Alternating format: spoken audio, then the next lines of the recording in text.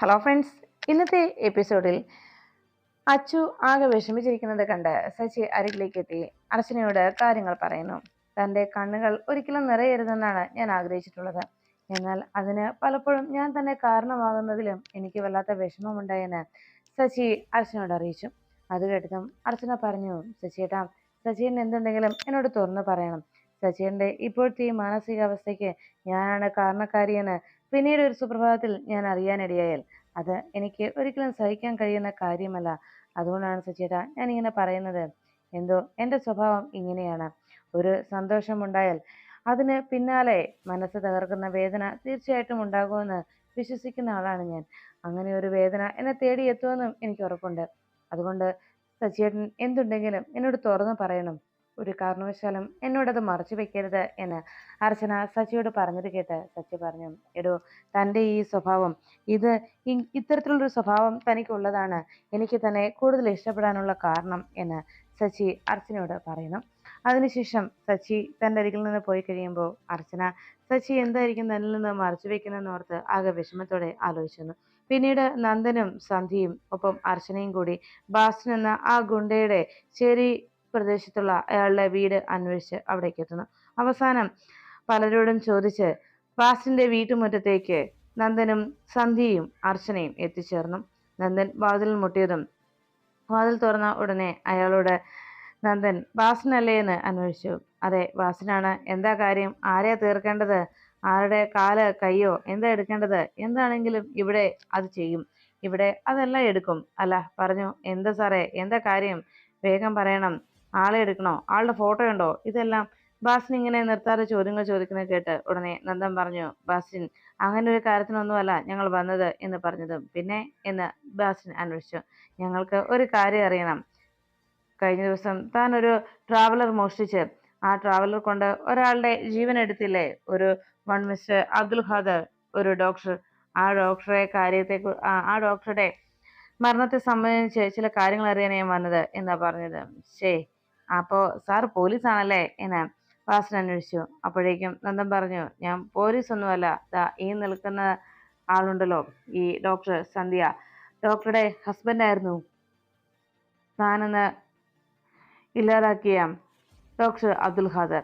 അതുകൊണ്ട് ഡോക്ടർക്ക് ചില കാര്യങ്ങൾ തൻ്റെ അരികിൽ നിന്ന് അറിയണം. ആരുടെ കൊട്ടേഷൻ ആയിരുന്നു തനിക്ക് കിട്ടിയതെന്നും ആര് പറഞ്ഞിട്ടാണ് താൻ അങ്ങനെ ചെയ്തത് എന്നും പറഞ്ഞതും ബാസിം പറഞ്ഞു, സാറേ, കഴിഞ്ഞു പോയ കാര്യങ്ങളൊന്നും ഞാൻ പിന്നെ ഓർത്തു വെക്കാറില്ല. അത് അവിടെ കളഞ്ഞിട്ടേ ഞാൻ പോരാറുള്ളൂ. സാർ എന്തായാലും തൽക്കാലം വിട്ടോ എന്ന് നന്ദനോട് ബാസ് നിർദ്ദേശിച്ചു. അപ്പോഴേക്കും നന്ദൻ പറഞ്ഞു, അങ്ങനെ അങ്ങ് ഞങ്ങൾക്ക് പോകാൻ കഴിയില്ല. അങ്ങനെ പോകാനുമല്ല ഞങ്ങൾ വന്നത്. എന്തായാലും ബാസ് നന്ന കൊട്ടേഷൻ തന്ന ആരാണെന്ന് ഞങ്ങൾക്ക് അറിഞ്ഞു തീരൂ എന്ന് ബാസിനോട് നന്ദൻ അറിയിച്ചതും ബാസിൻ പറഞ്ഞു, സാറേ, ഈ സ്ഥലം അത്ര ശരിയായിട്ടുള്ളതല്ല. സാർ ഇവിടെ വന്ന് വലിയ ഷോ കാണിച്ചാലേ സാറും ഈ പെണ്ണുങ്ങളും ഇവിടെ നിന്ന് ഇരുകാലോടെ ഇവിടുന്ന് മടങ്ങില്ല. എന്താ സാറിനൊരു സംശയമുണ്ടോ? അതുകൊണ്ട് സാറേ, ഇനി ഇവിടെ കിടന്ന് ഷോ കാട്ടാതെ വേഗം പോകാൻ നോക്കിക്കും. അയാളുടെ കാര്യം തീർത്തത് ഞാൻ തന്നെയാണ്. എൻ്റെ കൈകൊണ്ട് തന്നെയാണ് അയാളുടെ ജീവൻ ഞാൻ എടുത്തത്. എന്താ അതില് ഇനി എന്തെങ്കിലും സംശയമുണ്ടോ? അയാൾ തീരേണ്ടവനായിരുന്നു എന്ന രീതിയിലുള്ള സംസാരം ബാസിന്റെ ഭാഗത്തുനിന്നുണ്ടാകുമ്പോഴേക്കും സന്ധ്യ ബാസിന്റെ കാരണത്തടിച്ചു. അപ്പോഴേക്കും ബാസിൻ വേഗം തൻ്റെ പിന്നിൽ ഒളിപ്പിച്ചു വെച്ചിരുന്ന കത്തി പുറത്തെടുത്ത് അർച്ചനയുടെയും സന്ധ്യയുടെയും നേരെ നീട്ടി. മര്യാദയ്ക്ക് ഇവിടെ നിന്ന് പൊയ്ക്കോ. ഈ ബാസിനെ അങ്ങനെ കൊടുക്കാന്ന് ഒരാളും കരുതണ്ട എന്ന് പറയുമ്പോൾ അർച്ചനയോട് നന്ദൻ പറഞ്ഞു, അർച്ചന, താൻ ഇതിലേ പൊയ്ക്കോ, ഞങ്ങൾ ഇതുവഴി പോകാം എന്ന് പറഞ്ഞു.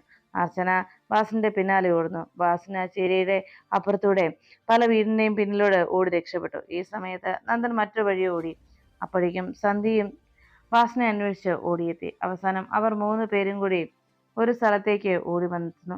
അവിടെ വന്ന് ആ ഓട്ടോയ്ക്ക് അരികിലേക്ക് എത്തി. അവർ 3 പേരും ആ ഓട്ടോയിലേക്ക് നോക്കുമ്പോൾ ബാസിൻ അവരുടെ കണ്ണു വെട്ടിച്ച് ഓടി ഓടി പോകുന്നത് കണ്ടു. അവസാനം ഒരു ഓമിനിക്കകത്ത് ബാസിന്റെ കഴുത്തിലെ ഞരമ്പ് കട്ട് ചെയ്ത് ബാസിൻ മരണപ്പെട്ട് കിടക്കുന്ന കാഴ്ച അവർ 3 പേരും കണ്ടു. ബാസിനെ കാണാനായി ഓടിയെത്തിയ അവർ കാണുന്നത് രക്തം വാർന്ന് ആ ഓമിനിക്കകത്ത് നിന്ന് തല പുറത്തേക്കായി കിടക്കുന്ന ബാസിന്റെ ജീവനറ്റ ശരീരമായിരുന്നു. അത് കണ്ടതും അർച്ചനയും സന്ധ്യയും നന്ദനും ആകെ ഭയന്നു. ഉടനെ നന്ദൻ പറഞ്ഞു, സന്ധ്യ, അർച്ചന, നമുക്ക് ഇവിടെ നിന്ന് പോകാം. ഇനി നമ്മൾ ഇവിടെ നിന്നാൽ ശരിയാവില്ല. നമുക്ക് പോയേക്കാം എന്ന് പറഞ്ഞ് നന്ദൻ വേഗം അവരെ ഇരുവരെയും വിളിച്ചുകൊണ്ട് അവിടെ നിന്ന് മടങ്ങി. അപ്പോഴാണ് നെല്ലിശ്ശേരിയിൽ പുറത്ത് വലിയ ആലോചനയിൽ മുഴുകിയിരിക്കുന്ന അവന്തിക്ക് അരികിലേക്ക് അനഘ എത്തിയത്. ചേച്ചി എന്തിനാ എന്നെ ഇവിടെ വിളിപ്പിച്ചത്? എന്താ ചേച്ചി കാര്യം? ഇങ്ങനെ ചേച്ചി ആലോചിക്കുന്ന കാണിക്കാനാണോ എന്നെ ഇവിടേക്ക് വിളിപ്പിച്ചത് എന്ന് ചോദിച്ചതും അവന്തിക പറഞ്ഞു, അതെ, ഒരു കാര്യമുണ്ട്, ഒരു കോൾ എനിക്ക് വരാനുണ്ട്. ആ കോള് വരാൻ വേണ്ടിയാ ഞാൻ വെയിറ്റ് ചെയ്യുന്നതെന്ന് അവന്തിക അറിയിച്ചു. പെട്ടെന്ന് അവന്തികയുടെ ഫോൺ റിങ് ചെയ്യുന്നത് കേട്ട് ദാ വന്നു എന്ന് പറഞ്ഞു.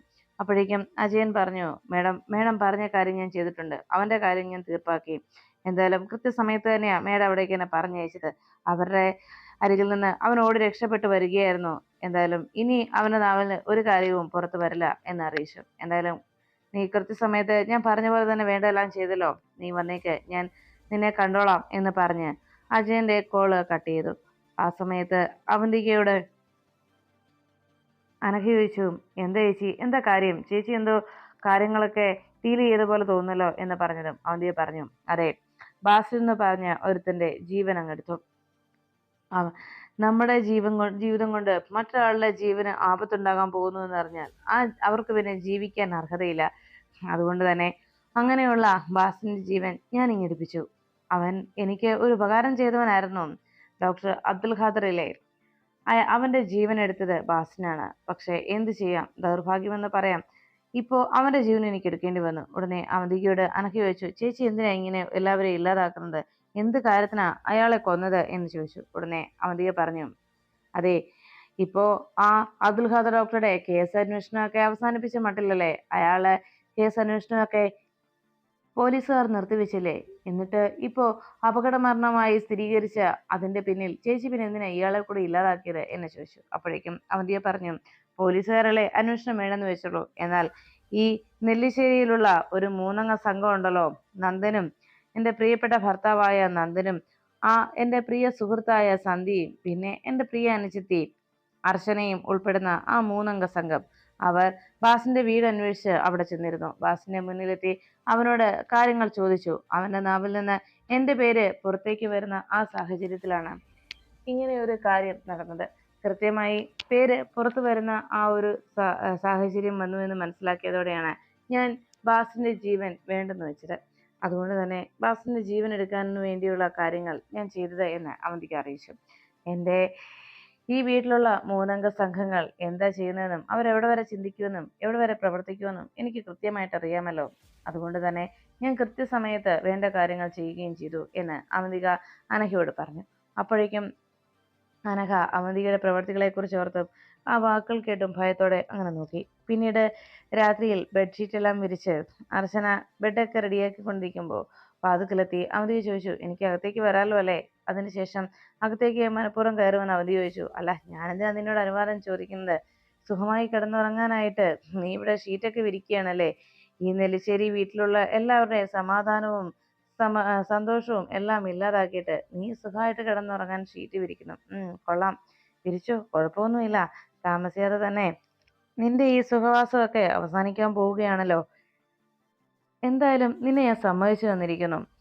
എല്ലാവരെയും ഇല്ലാതാക്കാൻ ശ്രമിച്ചിട്ടും ആ പദ്ധതി പാളിപ്പോയിട്ടും യാതൊരു എളുപ്പമില്ലാതെ ഇങ്ങനെ നിൽക്കുകയാണല്ലോ ധൈര്യപൂർവ്വം എന്ന് ചോദിച്ചിട്ടും ഇടത്തേക്ക് എന്താ വേണ്ടത് എന്ന് അർച്ചന അവന്തികയോട് ചോദിച്ചു. അത് കേട്ടതും അവന്തിക പറഞ്ഞു, അത് ശരി, ഞാൻ പറഞ്ഞു തുടങ്ങിയതല്ലേ ഉള്ളൂ. അതിനു മുൻപ് നീ എൻ്റെ നാവ് അടപ്പിക്കാൻ നോക്കിയാണോ? അല്ല, നീ എന്തായാലും ഇങ്ങനെ ഒരു കാര്യം ചെയ്തല്ലോ, സമ്മതിക്കണം. ഇവിടെയുള്ള എല്ലാവർക്കും കേക്കിൽ വിഷം കലർത്തി ഇവിടെയുള്ളവരെ എല്ലാവരെയും കൊല്ലാൻ ശ്രമിച്ചു. അതിൽ നിന്ന് നീയും നിന്റെ അനുജത്തിയും മാത്രം വിദഗ്ധമായി രക്ഷപ്പെടുകയും ചെയ്തു. അല്ല, ഇതൊക്കെ ശ്രമിച്ചിട്ടും നീ ഇപ്പോഴും ഒരു കുഴപ്പവും ഇല്ല എന്നുള്ള ഭാവത്തിൽ ഇവിടെ നിൽക്കുന്നുണ്ടല്ലോ.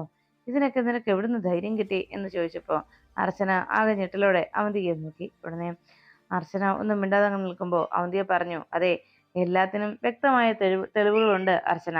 നീയാണിത് ചെയ്തതെന്നുള്ളതിന്. കാരണം നീ ഓർഡർ ചെയ്ത കേക്ക് നീ തന്നെ വാങ്ങിച്ചുകൊണ്ട് ഇവിടെ കൊണ്ടുവന്ന് വെച്ചു. എന്നിട്ട് നീയും നിന്റെ ഗർഭിണിയായ അനുജത്തിയും മാത്രം അത് കഴിക്കാതെയും അതിൽ നിന്ന് മാറി നിന്നു. ഇതൊക്കെ കൃത്യമായിട്ടുള്ള തെളിവുകളല്ലേ അർച്ചനെ? പിന്നെ എല്ലാവരുടെയും ജീവൻ രക്ഷിച്ച നീ തന്നെ അവരുടെ ജീവൻ എടുക്കാനായി ശ്രമിച്ചു എന്നതിന്റെ കുറ്റത്തിൽ ജയിലഴിയിലേക്ക് പോകാൻ പോകുന്നു. നാളെ തന്നെ ഇവിടേക്ക് പോലീസ് സംഘം എത്തിച്ചേരും.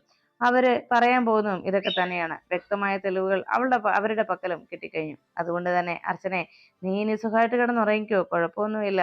കാരണം ഇന്നത്തെ ഇവിടുത്തെ ഈ ഉറക്കം ഈ വീട്ടിലുള്ള നിന്റെ അവസാനത്തെ ഉറക്കമായിരിക്കും. ഇനി നീ കിടന്നുറങ്ങാൻ പോകുന്നത് സെൻട്രൽ ജയിലിലെ സെല്ലിലായിരിക്കും. അപ്പോൾ എന്തായാലും സുഖമായിട്ട് കിടന്നുറങ്ങിക്കൂ. എല്ലാവരുടെയും ജീവൻ രക്ഷിച്ച രക്ഷകയായ നീ കൊലപാതക കുറ്റത്തിന് അകത്ത് പോകാൻ പോവുകയല്ലേ എന്നെല്ലാം പറഞ്ഞുകൊണ്ട് അവിടെ നിന്ന് അവന്തിക അഹങ്കാരത്തോടെ പുറത്തേക്ക് ഇറങ്ങി പോകുമ്പോൾ അർച്ചന മനഃപൂർവ്വം അവന്തിക തന്നെ കൊടുക്കാനുള്ള ശ്രമം നടത്തുകയാണെന്നും മനഃപൂർവ്വം തന്നെ മേൽ പഴി ചാരാനുള്ള ശ്രമമാണ് അവന്തിയുടെ ഭാഗത്തു നിന്നുണ്ടാകുന്നതെന്നും അർച്ചന തിരിച്ചറിഞ്ഞു. പിറ്റേന്ന് രാവിലെ നെല്ലിശ്ശേരിയിലേക്ക് ഗേറ്റ് കടന്ന് ഒരു ഓട്ടോ മുറ്റത്ത് വന്ന് നിൽക്കുന്നത് കണ്ട് പുറത്ത് സിറ്റൗട്ടിലിരുന്ന പത്രം വായിച്ചുകൊണ്ടിരുന്ന നന്ദൻ അവിടേക്ക് നോക്കി. ഓട്ടോയിൽ നിന്നിറങ്ങിയ മാഷിനെയും കമലെടുത്തിയും കണ്ടതോടെ വലിയ സന്തോഷത്തോടെ നന്ദൻ ഇരുവരെയും സ്വീകരിച്ചു. ഇതാരാ, മാഷും കമലെടുത്തിയോ? അല്ല, ഇതെന്തൊരു മുന്നറിയിപ്പ് ഇല്ലാതെ?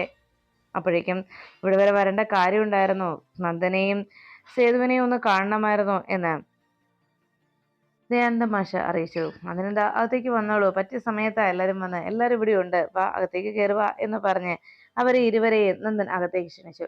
അവർ ഇരുവരും അകത്തേക്ക് വന്നതും ഇരുവർക്കുമുള്ള ചായ കൊടുത്ത് മീരെടുത്തി അവിടെ കാത്തു നിൽക്കുമ്പോൾ നന്ദനും സേതുമാധവനും പിന്നാലെ സ്നേഹയും അവിടേക്ക് എത്തി. പിന്നീട് അവിടേക്ക് അച്ചുവും സച്ചിയും അതോടൊപ്പം ആതിരയും സന്ദീപും കൂടി എത്തിച്ചേർന്നു. ഇവിടെ എല്ലാവരും ഉണ്ടല്ലോ എന്ന് ചോദിച്ചപ്പം, അല്ല, എന്തോ അത്യാവശ്യമായിട്ട് എന്നോടും അച്ഛനോടും പറയാനുണ്ടെന്ന് പറഞ്ഞല്ലോ, ഇനി എന്താ ഞങ്ങളോട് പറയാനുള്ളതെന്ന് പറയാം, ഇവിടെയുള്ളവരെല്ലാം ഇവിടെ എത്തിക്കഴിഞ്ഞു എന്ന് പറഞ്ഞു. അപ്പോഴേക്കും ദയാനന്ദ മാഷ് പറഞ്ഞു, അത് പിന്നെ എങ്ങനെ പറയണം, എങ്ങനെ ചോദിക്കണം എന്നതിൻ്റെ ഒരു ആശങ്കയിലായിരുന്നു ഞങ്ങളിപ്പോ എന്ന് പറഞ്ഞപ്പോൾ ഉടനെ സേതുമാധവൻ പറഞ്ഞു, അതെ, ഇനി എന്നോടും നന്ദനോടും പറയാൻ എന്തെങ്കിലും ബുദ്ധിമുട്ടാണെങ്കിൽ ആതിരയോടോ അർച്ചനയോടോ പറയാം, ആരോട് വേണമെങ്കിലും പറയാം, അവർ ഞങ്ങളോട് പറഞ്ഞാലും മതി എന്നറിയിച്ചു. അത് കേട്ട ഉടനെ കവലടുത്ത് പറഞ്ഞു, അങ്ങനെ അത്ര അവർ പറഞ്ഞേണ്ട കാര്യമല്ല, ഇത് ഞങ്ങൾ തന്നെ ചോദിക്കേണ്ടതാണ്. വേറൊന്നുമല്ല, കഴിഞ്ഞ ദിവസം നന്ദനും സേതുവും കൂടി അനൂപിന് ഒരു ജോലി വിളിച്ച് നൽകിയിരുന്നല്ലോ, അന്ന് അവൻ ആ ജോലി നിരസിക്കുകയും ചെയ്തല്ലോ. അത് മറ്റൊന്നും കൊണ്ടല്ല, അവന് ഉടനെ തന്നെ ഒരു ജോലി കിട്ടുമെന്നുള്ളൊരു പ്രതീക്ഷ അവനുണ്ടായിരുന്നു. എന്നാൽ കഴിഞ്ഞ ദിവസം ആ ഇന്റർവ്യൂവിന് പോയിട്ട് ആ ജോലി അവനത് കിട്ടിയില്ല. അതിന്റെ നിരാശയിലാണ് അവനിപ്പോ. അതുകൊണ്ട് ഞങ്ങൾ തന്നെ അവനെ ഒരു വിധത്തിൽ സമാധാനിപ്പിച്ചു. ഞങ്ങൾ ഇവിടെ വന്നതും കഴിഞ്ഞ ദിവസം അവന് വെച്ച് നീട്ടിയ ആ ജോലി അത് അവന് തന്നെ കൊടുക്കാമോ എന്ന് ചോദിക്കാൻ വേണ്ടിയായിരുന്നു എന്ന് പറഞ്ഞു. അത് കേട്ടതും ഉടനെ സേതുമാധവൻ പറഞ്ഞു, അന്ന് ഞങ്ങൾ പറഞ്ഞ ആ ജോലി അത് ഇനി ആ കമ്പനി തുടങ്ങണമെങ്കിൽ ഒരു മാസത്തെ ഒരു സമയം വേണ്ടി വരും. 1-2 മാസം കൂടി കഴിഞ്ഞാൽ മാത്രമേ ആ ഒരു കമ്പനി ഓപ്പൺ ആവുകയുള്ളൂ. അതിനു മുൻപ് നമ്മുടെ ഇപ്പോഴത്തെ കമ്പനിയിൽ തന്നെ എന്തെങ്കിലും ഒരു ജോലി നമുക്ക് അനൂപിനെ റെഡിയാക്കാം. നാളെ തന്നെ അനൂപ് ഓഫീസിലേക്ക് വന്നോട്ടെ, നാളെ തന്നെ അനൂപിന് ജോയിനും ചെയ്യാം എന്നറിയിച്ചു. അത് കേട്ടതോടെ ദയാനന്ദ മാഷിനും കമലെടുത്തിക്കും വലിയ സന്തോഷമായി. സച്ചിയും സന്തോഷത്തോടെ നന്ദനെ നോക്കി. നന്ദൻ പുഞ്ചിരിച്ചുകൊണ്ട് അങ്ങനെ ഒരു തീരുമാനമെടുത്തതിന്റെ സന്തോഷത്തിൽ അങ്ങനെ നിൽക്കുമ്പോൾ എല്ലാവരും സമാധാനത്തോടെ അനൂപിന് അങ്ങനെ ഒരു ജോലി കിട്ടിയതിന്റെ സന്തോഷത്തിൽ അവർ 4 പേരും അങ്ങനെ സന്തോഷിച്ചിരുന്നു. ഉടനെ സന്ദീപ് ചോദിച്ചു, അല്ല, ഇനിയും അനൂപേട്ടൻ പഴയതുപോലെ ഈ ജോലി വേണ്ടെന്ന് പറയുവച്ചാ എന്ന് ചോദിച്ചതും ദയാനന്ദ മാഷ് പറഞ്ഞു, ഞങ്ങൾ അവനോട് കാര്യങ്ങളൊക്കെ പറഞ്ഞ് മനസ്സിലാക്കിയിട്ടുണ്ട്, അവന് ഇപ്പോ എല്ലാം മനസ്സിലായിട്ടുണ്ട് എന്ന് ദയാനന്ദ മാഷ് അറിയിച്ചു. അപ്പോഴാണ് അവിടേക്ക് അവന്തികയും അനഘയും എത്തിയത്. മാഷും കമലെടുത്തിയും എപ്പോഴെത്തി എന്നിങ്ങനെ ചോദിച്ചപ്പോൾ ഞങ്ങളിതാ വന്നതേ ഉള്ളൂ. അല്ല, കേസിന്റെ കാര്യം എന്തായി എന്ന് ദയാനന്ദ മാഷ് അന്വേഷിച്ചു. കഴിഞ്ഞ ദിവസം ഞങ്ങളെ രണ്ടുപേരെയും CSR വിളിച്ചിരുന്നു, ചില ചോദ്യങ്ങളൊക്കെ ചോദിക്കുകയും ചെയ്തു എന്ന് പറഞ്ഞു. ഉടനെ അവന്തിക വന്ന് ചോദിച്ചു, അക്കാര്യം അറിയാനാണല്ലേ വന്നത് എന്ന് ചോദിച്ചപ്പോൾ ദയാനന്ദ മാഷ് പറഞ്ഞു, അതിനല്ല, ഞങ്ങളുടെ മക്കൾ ഇവിടെ ഉണ്ടല്ലോ, അവരെ കാണാൻ വേണ്ടിയാ വന്നത്, അവരെ കാണാം, കൂട്ടത്തിൽ ഈ കേസിന്റെ വിവരവും അറിയാം എന്ന് കരുതി, അത്രേ ഉള്ളൂ എന്ന് പറഞ്ഞു. ഉടനെ അവന്തിക പറഞ്ഞു, കേസിന്റെ കാര്യം അറിയേണ്ടതെങ്കിൽ അതെന്നോട് ചോദിച്ചാൽ പോരെ, ഞാൻ പറയാമല്ലോ എന്ന് പറഞ്ഞു. അവന്തിക അർച്ചനയെയും മീരയും കുറ്റപ്പെടുത്തുന്ന രീതിയിൽ ആതിരയും അർച്ചനയും മീരയുമാണ് കുറ്റവാളികൾ എന്നുള്ള രീതിയിൽ സ്ഥാപിച്ചെടുക്കുവാനുള്ള കള്ളത്തെളിവുകൾ എങ്ങനെ നിരത്തണം എന്നതിനെ കുറിച്ച് പലതും ആലോചിച്ച് കണക്കുകൂട്ടി വെച്ചിരിക്കുന്ന കാര്യങ്ങൾ അത് അവന്തിക ദയാനന്ദ മാഷിനെയും കമലെടുത്തിയും പറഞ്ഞ് ഭയപ്പെടുത്താനായി അവന്തിക ഒരുങ്ങുന്നു.